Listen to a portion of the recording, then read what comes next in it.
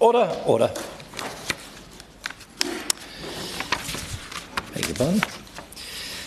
I'll call Priti Patel to move the motion. I shall then call the Minister to respond. There will not be an opportunity for the member in charge to wind up, as is the convention, for 30-minute debates. Priti Patel to move the motion. Thank you, Sir Roger. I'm delighted to be granted this debate, and I'm very pleased to see you in the chair for this debate. I also welcome the Minister, the Honourable Member for Nottingham South, to her role. She and I have already been in correspondence on a range of highways issues, and I suspect there's a big file on me in the department and some of our infrastructure issues, there's no doubt about that. And I look forward not just to this debate, but future ones as well, because Essex is always at the forefront of making the case for infrastructure investment schemes. And it's important for the Minister to be aware of the strategic and economic importance of the great county of Essex. Essex is a county of entrepreneurs, and it is an engine of economic growth for the whole country. We are net contributors to the Treasury. It's a point that I've made consistently for 14 years in this House. We have a GVA of over £40 billion and 75,000 businesses supporting over 700,000 jobs. We have key ports and airports within Essex, and I have spent near enough over a decade supporting them, being an advocate for them, helping them on business cases, inward investment, and I'm very proud of that work. And we as a county and a country should be grateful to the investment that many of these firms bring. The Minister will be aware that Stansted Airport is the third to fourth largest and busiest passenger airport in the country, with around 28 million passengers, and it is the second largest cargo airport, and I really pay tribute to them at Stansted. She will no doubt have seen the government's press release on the £1.1 billion investment to support the expansion of around 43 million passengers a year. Now, I appreciate there was a press release on Monday, but I've been working with Stansted on their plans and the scale of this investment. It was actually widely publicised and announced last year as the planning process was completed, and I've also supported Stansted on that. So I look forward to these plans being implemented. It's really important. They are an incredible airport. The investment that comes in, the new routes that are coming to Stansted are something that I have been championing and supporting since 2010.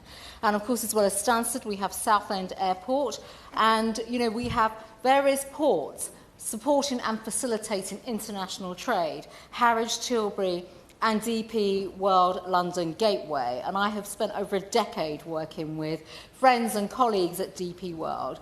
I will continue to support them, and my relationship with them goes way back in terms of supporting their business and investment case.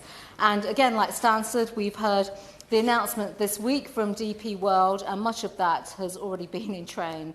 And I'm very conscious of some of the, how to put this, and politely, the sensitivities of some Secretaries of State, the Transport Secretary and the Deputy Prime Minister, earlier on at the end of last week, that led to some of the more negative responses from those businesses such as DP World.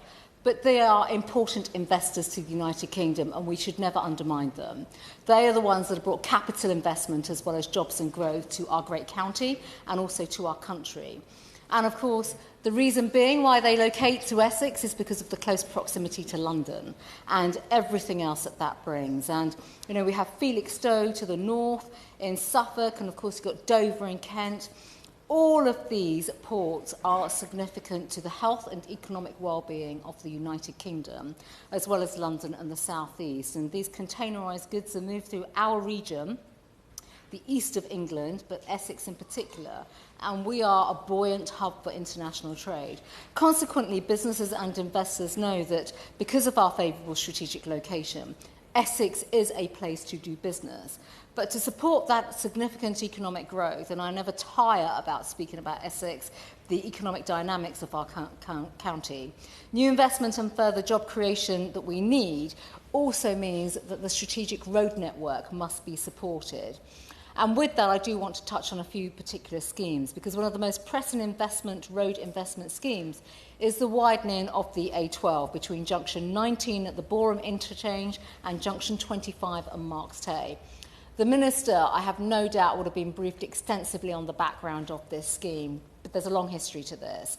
And with that, I know this is only a short debate, I will just sort of summarise the history. So back in 2014, the then Chancellor of the Exchequer gave a commitment to fund the widening of the A12 scheme to improve safety and, importantly, reduce congestion and enhance our economic capability and growth in the region. The scheme was well underway and being developed.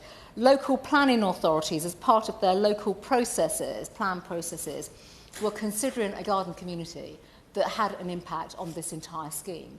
And actually it brought delay to the entire scheme as well. And it wasn't just one local authority, it was two. And the political composition of that was mixed. But until those planning processes were resolved, the DCO application could not be submitted. And those planning issues had not come up, the scheme would have really been completed and built by now, and that was always the intention. But despite the delays, ministers have been consistent in the previous government and firmly committed to the scheme. Investment plans were already laid and pretty much there. The minister will also know we had a legal challenge. She wrote to me about the legal challenge over the summer as well. It was an environmental activist who basically brought greater delay to the scheme as well, and that was dismissed by the courts this summer. And of course, the general election also delayed and postponed further development. And the minister wrote to me on the 2nd of August, I have her letter with me, and said the Secretary of State has commissioned an internal review of the capital spend within the department, that's the portfolio itself, and this review will bring in external experience to move quickly to make recommendations about current and future schemes. When I asked more details of the review, the undertaking, the costs, the assessment criteria, the timetable, I received a response on the 24th of September stating the department is not currently able to provide the information I've requested. That does concern me, and it concerns us in Essex, primarily because of the long history of this road, the extensive work that has taken place, and it's the extensive amount of public money that has been committed to the work and the consultations and the studies that have gone into this as well. We need this scheme. Because if we're going to have more housing and planning and growth and development, which we support, then quite frankly, all of this needs to come together. And what we don't want to see is either delays, scrapping, leading to greater costs, and even other schemes that then become, not even developed, but going back to the drawing board. I've been engaging with the Department and National Highways on this. I should just add the scheme is widely supported by communities, local residents, businesses across the region. I'm pretty certain the Secretary of State has recently received a letter, a cross-party letter, really supporting this and encouraging the department to get on. My right honourable friend, the member for Malden, member for Harwich, North Essex, newly elected members in Colchester, Chelmsford. The former member for Colchester is also now the chair of Transport East. And of course, Essex County Council, Braintree District, Colchester City, Chelmsford City and Malden District Councils. We are all united in this. That is because we recognise the long-term benefits of this scheme. So can the Minister at least confirm whether her department is championing this scheme or not? The road is currently being patched up in places. National Highways are working on refreshes on some parts of the route because of the lack of investment over decades, basically. It is, to coin a term, the Minister will be familiar with this, a shovel-ready scheme. And in light of some of the re-announcements around DP World and Stansted, this is something that obviously is going to bring great benefit. As well as the A12... I will give way. Thank you, Right Honourable Member, for giving way on this specific... I thank you for giving way on the specific points about the number of houses that could be threatened if and won't be delivered at all if this scheme doesn't come forward. I am the member for Chelmsford, and she mentioned to me just now, and I am fully supportive of the A12 widening scheme. I understand from speaking to local developers that, and I must stress this is a very large number, but they say that if this scheme doesn't go ahead, the A12 widening scheme, it could threaten the development of 55,000 houses in the area. Such is the importance of this scheme. Does she agree with me? The Honourable Lady, and she's absolutely right, because Mid-Essex is growing. Mid-Essex has been growing for decades, and do you know what? We support that growth, but with that growth we have to have the infrastructure investment, and of course she will be very familiar with the Army and Navy, road and all the other trials and tribulations we've had with our infrastructure, and Boreham, the expansion of the Boreham Junction is pivotal to her constituency as my constituency neighbour, so we need this scheme to come together. The other scheme that the department is more than familiar with is the A120 dualling scheme. which the previous government was also committed to, and this dualling scheme is between Braintree and the A12. So this is all about the connectivity, the arteries, as we call them, to basically get traffic moving, basically. The current single carriageway stretch of the road between Braintree and Marks Tate is absolutely not fit for purpose, and it has been listed as one of the most dangerous roads in England. The previous Labour government was looking at developing this scheme prior to 2010, and since my election in 2010, I've been a consistent voice and advocate and campaigner on this. We were even able to secure funding from the previous government to undertake the feasibility work and study, and so much work has gone into this, and I want to commend everyone that's worked on that. This led to a favoured route option coming forward to dual the A120 and to integrate it into the A12 widening scheme. So the two schemes, we've always made the case, should be coterminous and should be linked together. That announcement was made in 2018, and with that route option, it would ease traffic congestion, take traffic away from villages who have been literally in gridlock, villages such as Coppleshall. Importantly, it would also improve road safety and boost economic growth, which is absolutely crucial to our region and this part of Mid-Essex. There are strong and compelling business cases, and I have no doubt the Minister has been briefed on this, and she would have seen this and had conversations with National Highways as well, who have adopted it. With National Highways building on the work undertaken by Essex County Council, it was therefore included in the future road investment strategy pipeline, and on all those we know the pipelines and schemes have been moved around, but previous ministers continue to support the scheme. So we are concerned now about the future of this scheme. So I would like to ask the Minister if she would give a commitment that the government will continue to work with us on the dualling of the A120. Look to provide the funding for it, and I appreciate, fiscal events are coming up, capital allocations, the various processes, risk processes, etc. But this road and this scheme is one that is linked to the development of the A12 and the integration there. So I'd welcome an update from the Minister, please. If I may, there are a few other local roads that I would also like to touch on. Essex County Council is led by our outstanding council leader, Councillor Kevin Bentley, and he's managed to put greater resources into Essex highways, and that's to be commended. £37 million extra into highways maintenance was put in this year as well. And of course, it makes a difference to fixing the infamous potholes that have plagued many roads, all our roads, I have to say, across the country, but also in terms of road resurfacing and asset management such as bridges as well. Over the A12 we have many bridges. But obviously with an extensive road network, one of the largest in the country, that funding needs to be maintained and sustained. Essex County Council maintains over 5,000 miles of roads, which, believe it or not, is the equivalent distance of driving from Whittam to Gibraltar and back, and then to Gibraltar again. So that puts it into context. We have over 128,000 street lighting columns and over 1,500 highway structures as well. So that, alongside maintaining the footway network, which is 4,000 miles, this really does add up, and it brings a new meaning to asset management to a certain extent. The previous government committed an extra £121 million to Essex through to 2034. And the Minister will know that money was originally from the HS2 project. The last government was very transparent about that. So if the Minister in her response could speak about funding in this particular area. I did put forward a written parliamentary question, and I received a parliamentary answer on October the 11th, where she stated the government will provide authorities with funding to help them fix up to 1 million potholes across England in each year of Parliament. So can she confirm if that funding is above and beyond the funds of the previous government's announcements? And can she give an indication of how much of that resource will be provided to Essex County Council? I know she can't do the specifics on this, I recognise that, but even an illustration would be helpful.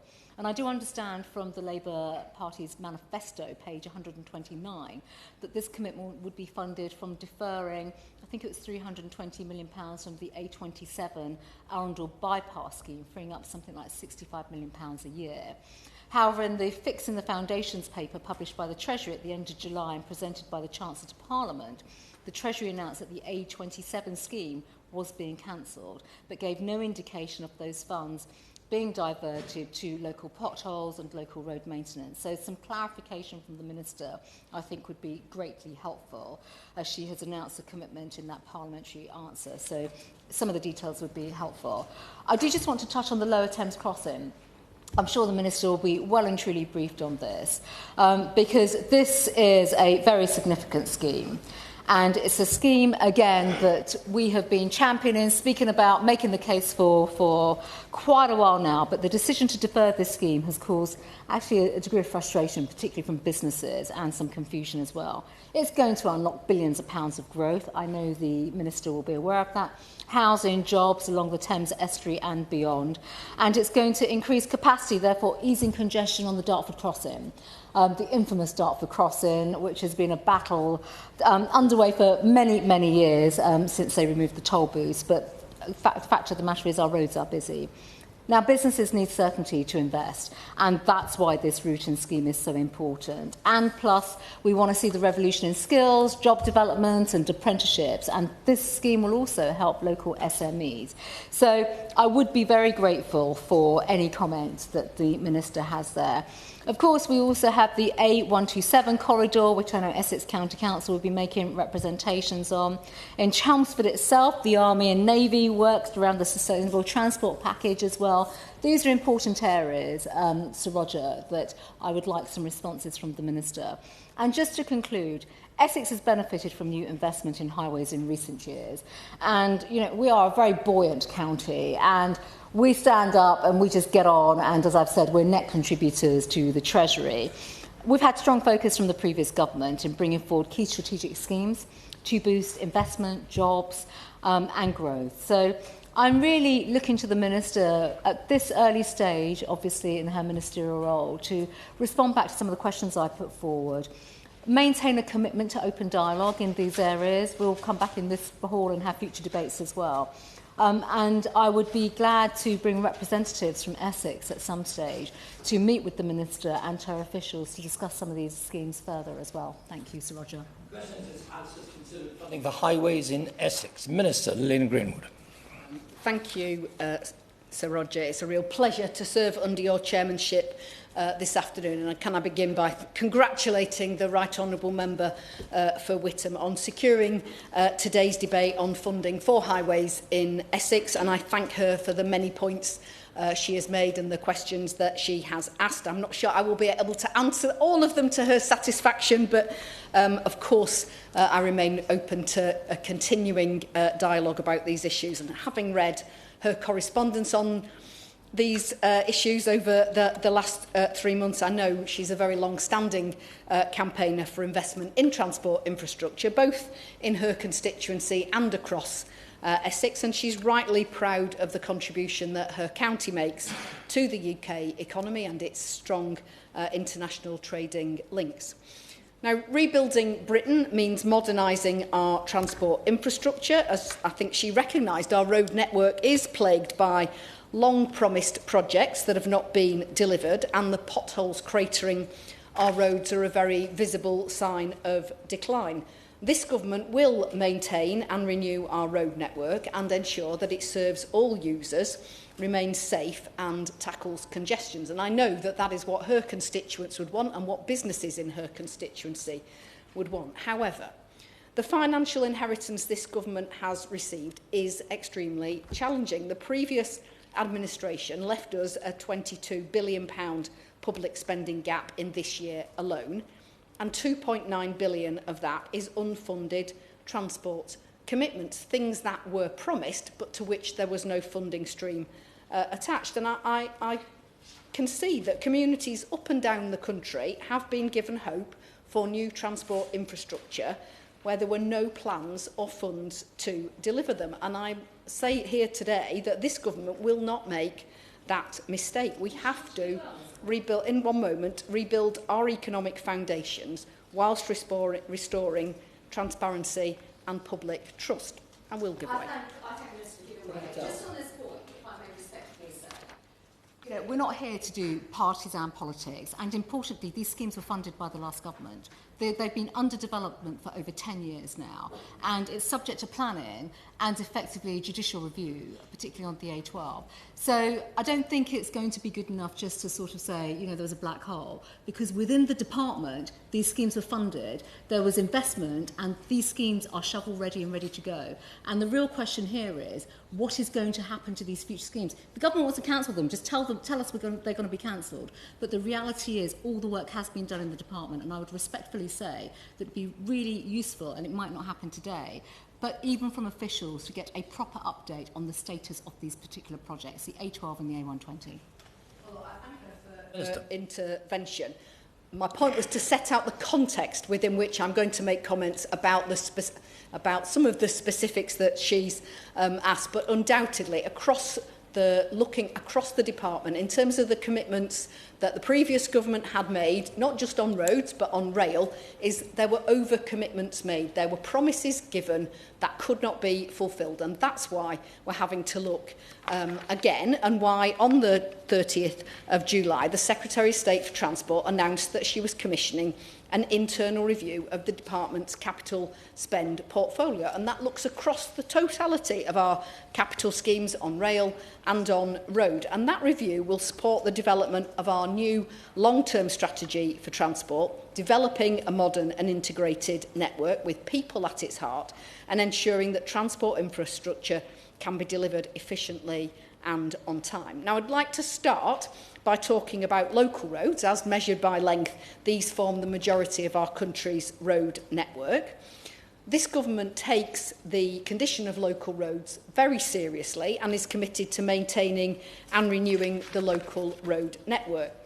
The department allocates funding, which is not ring-fenced, to local highways authorities so that they can prioritise spend based upon their local knowledge and circumstances.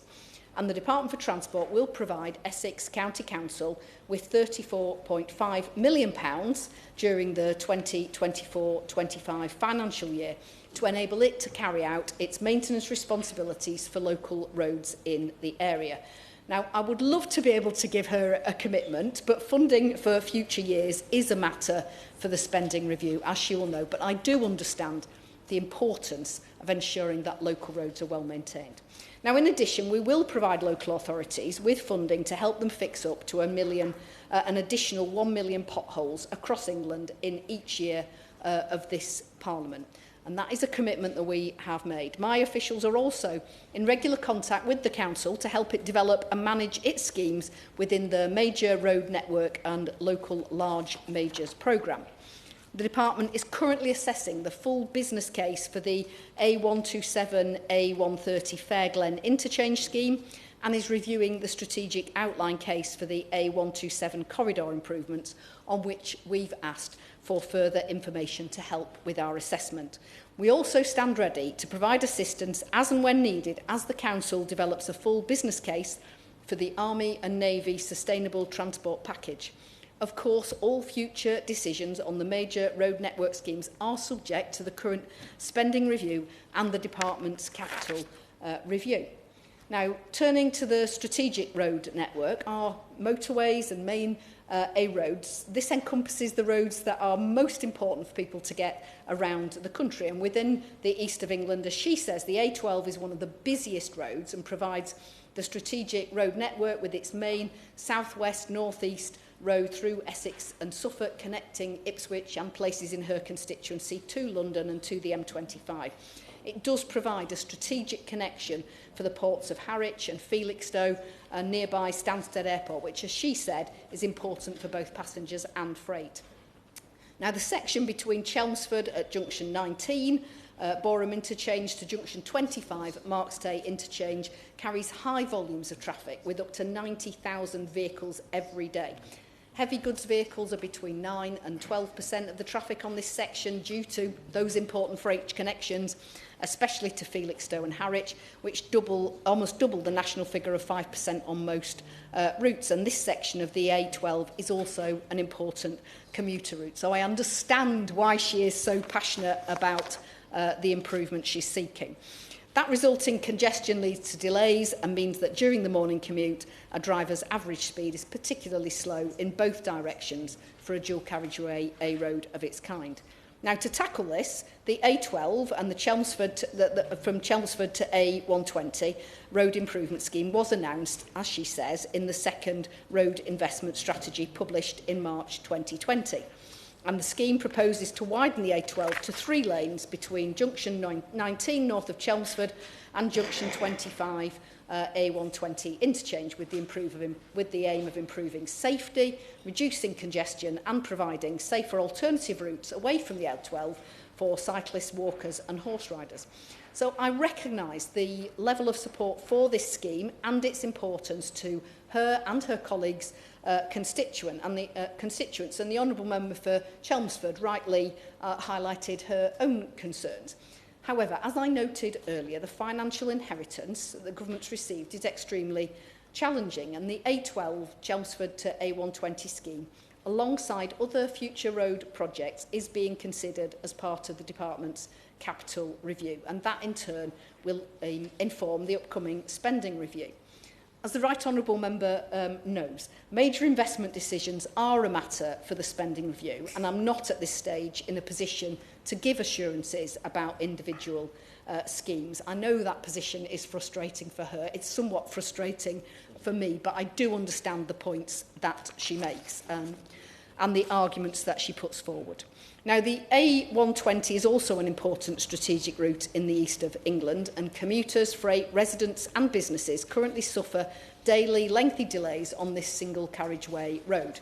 Proposals for improving this stretch of road were initially developed by Essex County Council, and a scheme to improve the A120 between Braintree and the A12 was identified in the second road investment strategy as part of a pipeline of schemes being considered for possible delivery in the third road investment strategy. However, in March 2023, the previous Secretary of State for Transport announced that owing to financial headwinds, schemes originally earmarked as potential candidates for the third road investment strategy would be considered for inclusion in the fourth road investment strategy, so that's beyond 2030. I know that that would not have been welcome news, but nevertheless, those schemes remain in development for possible future funding.